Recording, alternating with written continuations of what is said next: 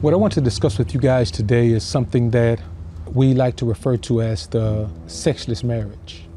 You don't necessarily have to be married to experience this, any form of committed relationship. And some of you guys even experience it while you're trying to be monogamous with a woman you don't cohabitate with. This happens when you allow an unworthy woman to be solely responsible for all of your sexual needs.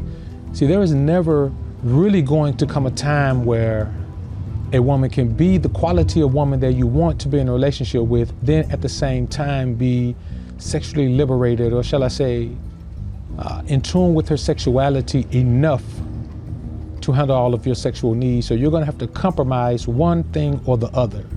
We live in a society where we have been convinced as men that because our sexual drive may be higher than a woman's, that it is wrong for us to think about sex, need sex, talk about sex, desire sex as much as we do.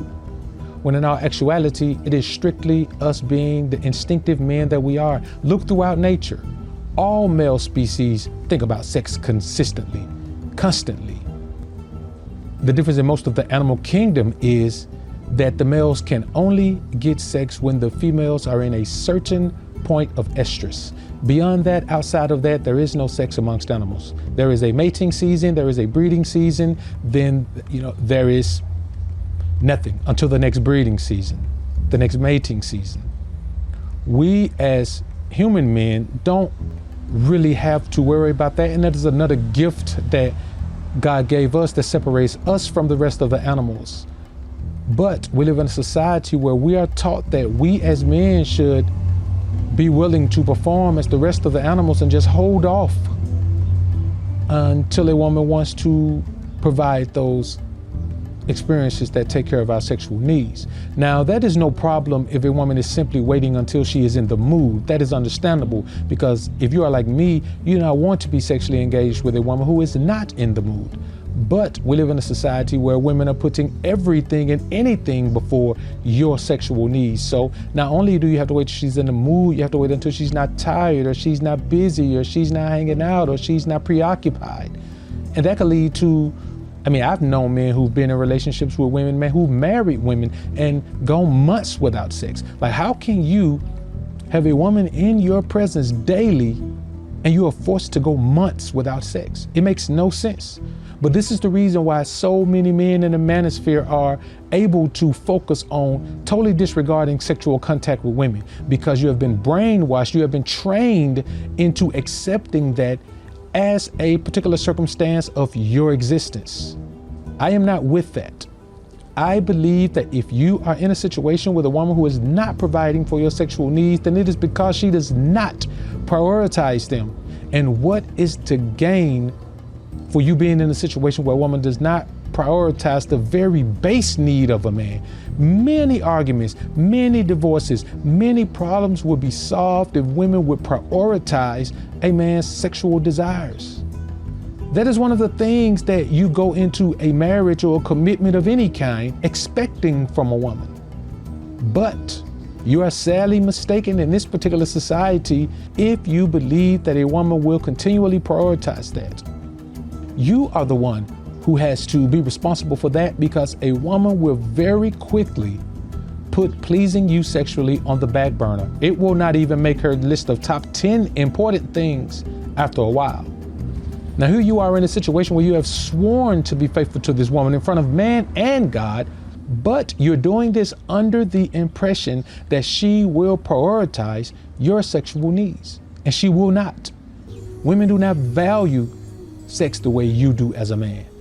And so if you are expecting to be in a situation where a woman will do her duty and take care of you sexually, where you can and will be willing to hold that faithful position, then you are sadly mistaken.